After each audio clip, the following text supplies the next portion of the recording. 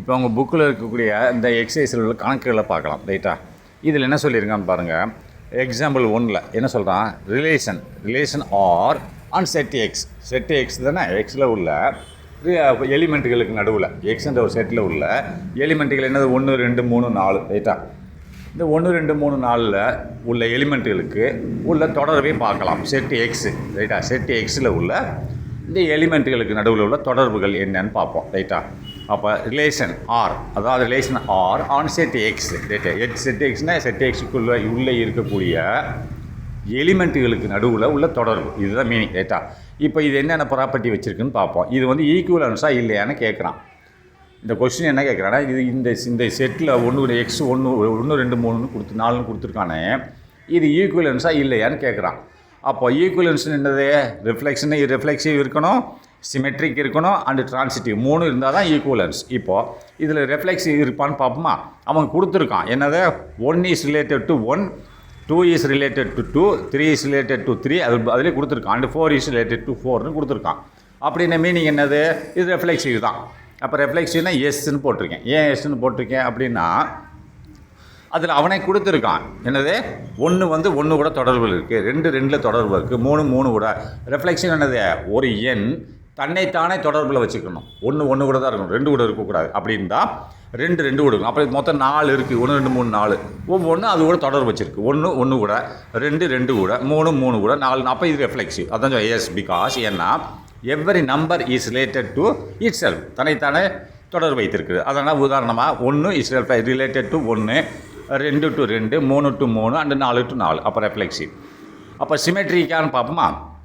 Symmetric அவன் என்ன கொடுத்துருக்கான், 2 வந்து 2ஆம் நம்பர் வந்து 1ஆம் நம்பரோட ரிலேஷனில் இருக்குன்னு கொடுத்துருக்கான். அதேமாதிரி 1ஆம் நம்பர் 2ஆம் நம்பரோட ரிலேஷன் இருக்குன்னு சொல்லியிருக்கான். அது ஓகே தானே, சிமெட்ரிக் தானே.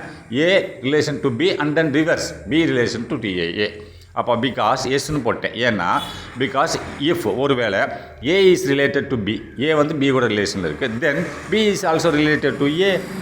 சிமெட்ரி அவன் கொடுத்தா அதுதான் கொடுத்துருக்கான், எக்ஸாம்பிளுக்கு கொடுத்துருக்கான். 2 is related to 1 is the relation, இப்படி ரிலேஷனில் இருக்குது. தென் என்னது, 1 is related to 2 is also in it, அதில் தான் இருக்குது. அது அவன் கொடுத்ததே இருக்குது. அப்போ இது சிமெட்ரி ரைட்டா. அப்போ டிரான்சிட்டிவான்னு பார்ப்போமா. நோன்னு போட்டேன், ஏன்னு போடுங்க. அவன் கொடுக்கல, ஒன்று கொடுக்கல, அதனால் ஏன் கொடுக்கலன்னு பார்ப்போம். This is where it fails, இது எங்கே வந்து ஃபெயில் ஆகிருக்குன்னு பார்ப்போம் ரைட்டா.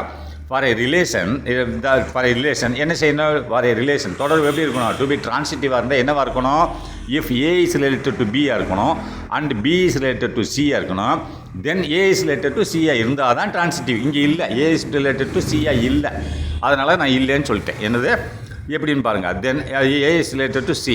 இன் திஸ் எக்ஸாம்பிள் என்ன கொடுத்தா, 2ஆம் நம்பர் வந்து 1ஆம் நம்பர் கூட தொடர்பில் இருக்குது ரைட்டா.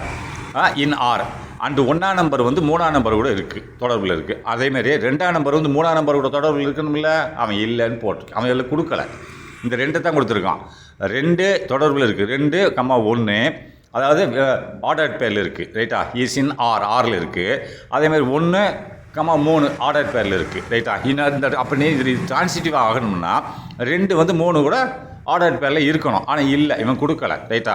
அதனால் பட் 2, 3 இஸ் நாட் இன் ஆரில் இல்லை, அவன் கொடுத்த ஆரில் இல்லை அப்படின்னா, so it is not a transitive. அப்போ இது டிரான்சிட்டிவ் கிடையாது. அப்போ 3மே ஒத்து வந்தால் தான் அது வந்து ஈக்குவலன்ஸ். இது டிரான்சிட்டிவ் இல்லை, மீதி 2 தான் சரியாக இருக்குது அப்படின்னா இது வந்து ஈக்குவலன்ஸே கிடையாது. கன்க்ளூஷன் என்னது, தீர்ப்பு என்ன சொல்லுது, முடிவு என்ன சொல்லுதுன்னா, it is not a transitive, இது வந்து டிரான்சிட்டிவ் இல்லை. So it is not a equivalence relation. Equivalence relation ஏன் இல்லைன்னு சொல்கிறேன், இது டிரான்சிட்டிவ் கிடையாது, அதனால் இது ஈக்குவலன்ஸ் ரிலேஷன் கிடையாது ரைட்டா. இப்போ 2வது எக்ஸாம்பிள் பார்ப்போம். 2வது கொஸ்டின் உங்கள் புக்கில் உள்ளதா. Relation R on a set of all straight lines in a plane அப்படின்றான். அப்போ ரிலேஷன் ஆர் என்பது ஒரு ஸ்ட்ரெயிட் லைன். நம்ம பார்த்தோம்ல, ஒரு ஈக்குவேஷன் பார்த்தோமா இல்லையா, அந்த ஈக்குவேஷனில் ஒரு ஸ்ட்ரெயிட் லைன் போகுது ரைட்டா. ரிலேஷன் ஆர் ஒரு ஸ்ட்ரெயிட் லைனுக்கு என்ன ரிலேஷன் அப்படின்னு கேட்குறான். ஸ்ட்ரெயிட் லைன் என்னது, நேர்கோட்டுக்கு உள்ள ரிலேஷன் என்னது, relation R on a set of all straight line அப்படின்றான். ஒரு செட்டு ஆஃப் ஆல் எல்லா ஸ்ட்ரெயிட் லைன்களுக்கும் இன்ன பிளைனா சமபரப்பு ரைட்டா. சமபரப்பில் உள்ள நேர்கோடுகளுக்கு மத்தியில் உள்ள ரிலேஷன் என்ன, நேர்கோடுகள் ரொம்ப இருக்குது ரைட்டா. Set of all straight, all என்னது ஏகப்பட்ட நேர்கோடுகள் இருக்கிறது ரைட்டா, ஒரே நேர்கோடுகள் இருக்கிறது ரைட்டா. அதை ஒரு செட்டுக்குள்ளே ரைட்டா ரிலேஷன் அது அந்த நேர்கோடுகளுக்கு மத்தியில் என்ன ரிலேஷன் பார்ப்போம். ஒரு செட்டுக்குள்ளே என்ன இருக்குது, நேர்கோடுகள் இருக்கிறது. 1ஆம் நம்பர் நேர்கோடு, 2ஆம் நம்பர் நேராக ஒரு ஸ்ட்ரெயிட் லைன், ஒரு ஏகப்பட்ட ஸ்ட்ரெயிட் லைன் இருக்குது ஒரு செட்டுக்குள்ளே.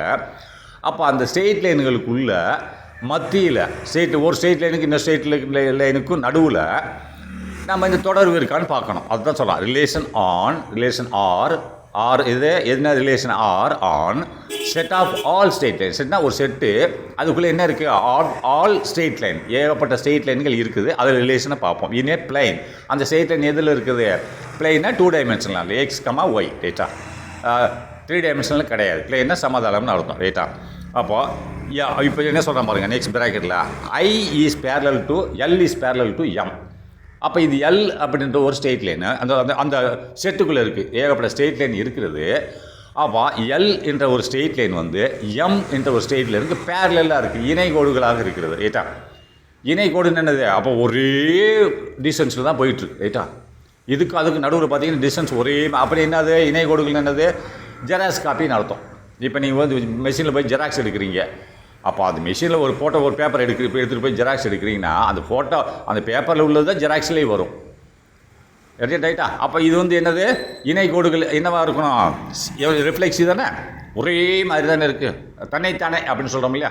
இப்போ என் மூஞ்சி போய் நான் கண்ணாடியில் பார்க்குறேன், அப்போ என் மூஞ்சி கண்ணாடியில் தெரிகிற மூஞ்சிக்கும் என் மூஞ்சிக்கும் என்னது, ரிஃப்ளெக்ஸி தானே, என் மூஞ்சி தான் தெரியுது இல்லை. அதனால் இந்த இணைகோடுகள் வந்து ரெஃப்ளெக்சிவ் ரைட்டா, ரெஃப்ளெக்சிவ் எஸ். ஆனால் ஏன் எதுக்குன்னா any line is parallel to it self, எந்த ஒரு லைனும் தனக்குத்தானே பேரலல்னு அர்த்தம் ரைட்டா. ஒரு லைன் என்னது, any line is parallel to it self, அதுக்கு தனக்குத்தானே பேரலாக இருக்கிறதுனால இது ரெஃப்ளெக்சிவ். அதேமாதிரி சிமெட்ரி அப்படின்னு பார்த்தா எஸ், அது சிமெட்ரி அதுதான். ஏன்னா இப்போ 1ஆம் நம்பர் லைனு 2ஆம் நம்பர் லைன் வச்சுக்கிறோம். இப்போ 1ஆம் நம்பர் லைன் 2ஆம் நம்பருக்கு பேரலாக இருக்குது, அப்படின்னு 2ஆம் நம்பர் லைனும் 1ஆம் நம்பருக்கு பேரலாக தானே இருக்குது, அதானே symmetry. A is relation to B and then B is relation to A. அப்போ 1ஆம் நம்பர் ஏகப்பட்ட லைன் இருக்குது, அதில் 1ஆம் நம்பர் லைன் வந்து யாருக்கு பேரலாக இருக்குது, 2ஆம் நம்பருக்கு இருக்குது. அப்போ 2ஆம் நம்பர் 1ஆம் நம்பருக்கு பேரலாக இருக்குது, அப்போ சிமெட்ரி தானே. If line L is parallel to line M ரைட்டா, then the line M is also parallel to line L, அப்படின்னு சிமெட்ரி ரைட்டா. அப்போ டிரான்சிட்டிவான்னு பார்ப்போம். இஃப் லைன் எல் டிரான்சிட்டிவ் தான், ஏன்னா ஏகப்பட்ட கோடுகள் இருக்கிறது. அப்போ 1ஆம் நம்பர் கோடு 2ஆம் நம்பர் கோடுக்கு பேரலல்னா அப்போ 3ஆம் நம்பர் கோடு 2ஆம் நம்பர் கோடுக்கு பேரலல் தான் ரைட்டா. 1ஆம் நம்பர் கோடு 2ஆம் நம்பர் கோடுக்கு பேரலல், அப்போ 3ஆம் நம்பர் கோடு எதுக்கு பேரலல், 2ஆம் நம்பர் கோடுக்கு பேரலல்னு அர்த்தம். அப்போ if line L is parallel to line M, அப்போ லைன் எல் ஆனது எம்முக்கு பேரலாக இருக்கிறது. And line M is parallel to line N, இந்த 3ஆவது கோடு என், எம் ஆனது எண்ணுக்கு பேரலாக இருக்குது. அப்படின்னா எல் ஆனது எண்ணுக்கு பேரலல் ரைட்டா. Then line L is also parallel to line N ரைட்டா. அப்படின்னு இது டிரான்சிட்டிவ் அப்படின்னு இது 3 கண்டிஷனும் ஓகே ஆயிடுச்சு ரைட்டா. அப்போ இது ஈக்குவலன்ஸ். கன்க்ளூஷன் என்ன சொல்கிறேன், சின்ஸ் இட் இஸ் ரெஃப்ளெக்சிவ், இது வந்து ரெஃப்ளெக்சிவாக இருக்குது, சிமெட்ரியாக இருக்குது, அண்டு டிரான்சிட்டிவாக இருக்குது. It is and equivalence relation. Equivalence relation 3மே பொருந்தணும், 3மே சரியாக இருந்தால் தான் ஈக்குவலன்ஸ் ரிலேஷன். இப்போ 3ஆவதை பார்ப்போம். Relation R on a family set. Relation தொடர்பு எது, ஒரு ஃபேமிலி செட், ஒரு குடும்ப செட்டு ரைட்டா. ஒரு குடும்பம் இருக்கிறது, குடும்பத்துக்குள்ளேயே ஒரு ஃபேமிலி ஒரு வீட்டில் இருக்குது, அவங்களுக்குள்ளே உள்ள தொடர்பை பார்க்கலாம். அந்த செட்டுன்றது என்னது, ஒரு குடும்பம். அந்த குடும்பத்துக்குள்ளே இருக்க மெம்பர்களுக்கு நடுவில் ரிலேஷன் ஆர்னா தொடர்பு ஆன் ஏ ஃபேமிலி செட் ரைட்டா. பிராக்கெட்டில் என்ன போட்டு கொடுத்துருக்கான், A is a sister of B. அப்போ A is a sister of B ரைட்டா. அப்போ ரெஃப்ளெக்சிவ்னா ஏயாக தான் இருக்கணும், பியாக இருக்கக்கூடாது இல்லையா. பியோட வடிவம் வேறு, பியோட உறுப்பு வேறு, அவள் தங்கச்சி தான், அப்படி டிட்டோவாக இருந்தால் தான் உனக்கு ரெஃப்ளெக்சிவ். என் மூஞ்சி தான் தெரியணும், என் மூஞ்சிக்கு பேர் எங்கள் அக்கா மூஞ்சி தெரிஞ்சதுன்னு அது வந்து என்னது, அது வந்து ரெஃப்ளெக்சிவ் கிடையாது இல்லையா. அதனால் இது வந்து ரெஃப்ளெக்சிவ் கிடையாது. No, a woman is not her own sister. அப்படின்னா ஒரு பெண்ணானது அவள் தனக்குத்தானே சொந்தமாக இருக்க முடியுமா, நான் எனக்கு தானே சிஸ்டர் ஆக முடியுமா, எனக்கு இன்னொரு பெண்ணு தான் பி தான் சிஸ்டர், எனக்கு என்ன, அதாவது இது என்ன ரிஃப்ளெக்ஷன்னா தனக்குத்தானே இருக்கணும். அப்போது ஏ உமன் ஒரு பெண் is not her own sister, அவள் தனக்குத்தானே ஒரு சிஸ்டர் ஆக முடியாது. அப்படின்னா இது ரெஃப்ளெக்சிவ் கிடையாது. அப்போ சிமெட்ரி இருக்கான்னு பார்ப்போமா, அதுவும் கிடையாது. ஏன்னு சொன்னால் இப்போ நான் இப்போ லிசா கீதாவுக்கு தங்கச்சி ரைட்டா. அதேமாதிரி கீதா லிசாவுக்கு தங்கச்சி ஆக முடியுமா? ஆக முடியாது, ஏன்னா அக்கா. ரைட்டா? அது if A is a sister of B meaning என்னது? அதேமாதிரி இன்னொரு விஷயம் நீங்கள் அதை எடுக்கலன்னா, இப்போது லிசா வந்து ஒருத்தவங்களுக்கு தங்கச்சின்னு வச்சுக்கிடுவோம். அவங்க திரும்பி வந்து இவங்களுக்கு வந்து சிஸ்டராக இருக்குன்னு அவசியம். அண்ணனாக இருந்தால் என்ன பண்ணுவீங்க? இப்போ ஒரு பெண் ஒரு ஆண் வச்சுக்கிறோமே. ஒரு பெண் ஒரு ஆண் ஒரு வீட்டில் இருக்காங்க. ஒரு பையன் ஒரு பொண்ணு. அந்த பொண்ணு இளையது, பையன் மூத்தன்னு வச்சுக்குவோம். அந்த பெண்ணானது யாருக்கு சிஸ்டர்? அந்த பையனுக்கு சிஸ்டர். ரைட்டா? அதேமாதிரி அந்த பையன் இந்த பொண்ணுக்கு என்னது? பிரதர். சிஸ்டர் ஆகாது இல்லையா? பிரதர் ஆயிடுவான். பிரதர்னு வந்துடுவான். அப்போ மாறிடுச்சு இல்லையா? சிஸ்டர் வரணும். சிஸ்டர் வந்தால் தான் வர முடியும். ரைட்டா? அப்போ இதில் பையனாக இருந்ததுன்னா இந்த இது ஒத்து வராது. அதேமாதிரி 2 பேரும் பெண்களாக இருந்தால் ஓகே. இந்த சிமெட்ரி தான். இப்போ கீதா லிசா அப்படின்னா லிசா வந்து கீதாவுக்கு சிஸ்டர். அதேமாரி கீதா வந்து லிசாவுக்கு சிஸ்டர் அப்படின்னு சொல்லிக்கலாம். அது ஓகே, சிமெட்ரி. ஆனால் பையனாக இருந்தால் என்ன பண்ண முடியும்? பிரதர்னு வரும். அப்போ சிமெட்ரி கிடையாது. ரைட்டா? நோ. ஏன்னு சொன்னால் if A is a sister of B, A வந்து பிக்கு சிஸ்டர் இருந்தால் meaning okay. If A is a girl, B could be a boy. B வந்து பையனாக இருந்தால் என்ன பண்ண முடியும்? அப்போ பிரதர்னு போடணும். B is a brother of ஏன்னு போடணும். அப்போ பிரதர்ன்றது இங்கே மீனிங்கில் வராது. ஏன்னா சிமெட்ரியாக இருக்கணும். சிமெட்ரினா சிஸ்டராக தான் இருக்கணும். அப்போ பிரதர்னு வரும்போது இது வந்து சிமெட்ரி ஆகாது. பி குட் பி அ பாய். பையனாக இருந்தால் என்ன பண்ண முடியும்? Or girl. பையனாக கூட இருக்கலாம். அல்ல பெண்ணாக இருந்தால் பிரச்சனை இல்லை. பையனாக இருந்தால் வராது. If B is not necessarily a sister. B வந்து உனக்கு ஒரு பையனாக இருந்தால் ஏக்கு வந்து சிஸ்டராக ஆக முடியாது, பிரதராக ஆகணும். அதனால் B is not necessarily a sister of B. B வந்து ஏ. அவள் பி வந்து ஏக்கு வந்து ஒரு சிஸ்டராக இருக்க வேண்டிய அவசியம் இல்லை. பையனாக இருந்தால் சிஸ்டர் கிடையாது இல்லையா? பிரதர்னு போடணும். அதனால் இது வந்து especially if B is a boy. பாயாக இருந்தால் இது செல்லாது. ரைட்டா? அப்போ இது சிமெட்ரி கிடையாது. அப்போ டிரான்சிட்டிவான்னு பார்ப்போமா? இதுவும் கிடையாது. ஏன்னு சொல்லுங்கள் பார்ப்போம். இப்போ 3 பேர் இருக்காங்க. அப்போ அமெரிக்காவில் போய் பார்த்தீங்கன்னு சொன்னால் எப்படி கல்யாணம் முடிப்பாங்க, உடனே டைவர்ஸ் பண்ணிடுவாங்க. திரும்பி இன்னொருத்தனை கல்யாணம் முடிப்பாங்க. அது ஒரு பெண்ணா ஒரு ஆணா ஒரு பொம்பளை கல்யாணம் முடிச்சு 2 குழந்தையை பெற்றுக்குருவாங்க. அப்போ மாறி இன்னொரு பொண்ணை கல்யாணம் முடிச்சு அங்கே குழந்தையை பெற்றுக்குருவாங்க. அப்போ இந்த 2 குழந்தைகளுக்கு இவன் அப்பா, அந்த 2 குழந்தைகளுக்கு அப்பா. ஆனால் அம்மா மாறுபடுது இல்லையா? அம்மாவும் அப்படி தான். இவன் 2 குழந்தையை பெற்றுட்டு இன்னும் அங்கிட்டு போய் இன்னும் 2 குழந்தையை பெற்றுக்கும், இன்னொருத்தனை கல்யாணம் முடிச்சுட்டு. அப்போ அதுக்கு அப்பா மாறுபடும். அதனால் இப்போ என்ன பண்ணுவாங்க? ஈவன் இஃப் ஒருவேளை வி ஒன்லி கன்சிடர் கேர்ள்ஸ், நம்ம வந்து பெண்களை மட்டும் இங்கே எடுத்துக்கொண்டால், பெண்கள் தான் சொல்லியிருக்கான். ஏன்றது பெண் தானே சொல்லியிருக்கான். இப்போ நம்ம ஒரு வேளைக்கு பெண்ணை மட்டும் எடுத்துக்குவோம். Even if we only consider girls, if A is a sister of B. A வந்து பிக்கு சிஸ்டர். ரைட்டா? இப்போ B is a sister of C அப்படின்னா இப்போ ஏ இஸ் சிஸ்டர் ஆஃப் சியை வரணும். ஏ வந்து சிக்கு சிஸ்டர் ஆனால் உனக்கு டிரான்சிட்டிவ். ஆனால் ஆக முடியாது. ஏன்னு சொன்னால் இட் இஸ் அதை ஏன்னா நல்லா பார்த்துக்கோங்க. A is a sister of B. A வந்து பிக்கு sister. B is a sister of C வந்துடும். ஆனால் A is not necessarily a sister of C. ஏன்னா ஏ ஆனது சிக்கு வந்து அதாவது சிஸ்டராக இருக்குன்னு அவசியம் கிடையாது. ஏன்னா வேறு தகப்பனாருக்கு பிறந்திருக்கலாம். ரைட்டா? அந்த சி ஆனது சிக்கு பிக்கு மட்டும் தொடர்பு இருக்கலாம். ஏன்னா ஏக்கு சிக்கு தொடர்பு இல்லாமல் இருக்கலாம். தாய் தந்தைகள் மாறி இருக்கலாம். ரைட்டா? அதனால் they could be the same person, அதே நபராக இருந்தால் கூட, அல்லது or from different set of siblings. Different set of சிப்ளிங்னு என்னது? சகோதரர்கள். அவங்க சகோதரர் இருக்கலாம். ஆனால் சிப்ளிங் எப்படின்னா டிஃப்ரென்ஸ் வெவ்வேறு தகப்பனார்களுக்கு தாய் தந்தையர்களுக்கு பிறந்தவங்களாக இருக்கலாம்.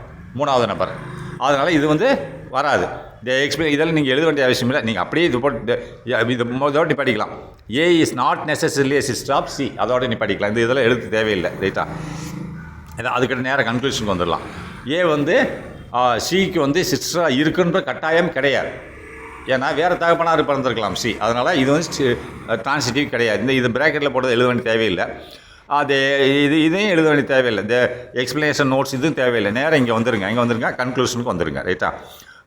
Since it fails all these 3 properties. இது என்னது? இது வந்து 3மே இதில் நோன்னு வந்துருச்சு. அப்போது இது வந்து என்னது? இது வந்து சிமெட்ரியும் கிடையாது. அதாவது நல்லா பார்த்துக்கோங்க. Since it fails all 3 properties, அதாவது ரெஃப்ளெக்ஸிவும் கிடையாது, சிமெட்ரியும் கிடையாது, டிரான்சிட்டிவும் கிடையாது. It is not an equivalent set. இந்த நீங்கள் ப்ராக்கெட்டில் உள்ளது எழுத தேவையில்லை. இதோட நீ படிக்குங்க. அதாவது ஏ இஸ் நாட் நெசசரிலி. ஏ வந்து சிக்கு வந்து சிஸ்டராக இருக்க வேண்டிய அவசியம் இருக்கணுன்ற அவசியம் கிடையாது. ரைட்டா? இருக்கலாம் இல்லாமலும் இருக்கலாம். ஏன்னா கட்டாயமாக இருந்தால் தான் நம்ம டிரான்சிட்டிவ் ரைட்டா. அப்போ இது இருக்க வேண்டிய அவசியம் கிடையாது. ஏன்னா வேறு தந்தையர்களுக்கு பிறந்திருக்கலாம். அதனால தான் இது ஈக்குவலன்ஸ் கிடையாது. 3 முடிச்சாச்சு ரைட். ஓகே.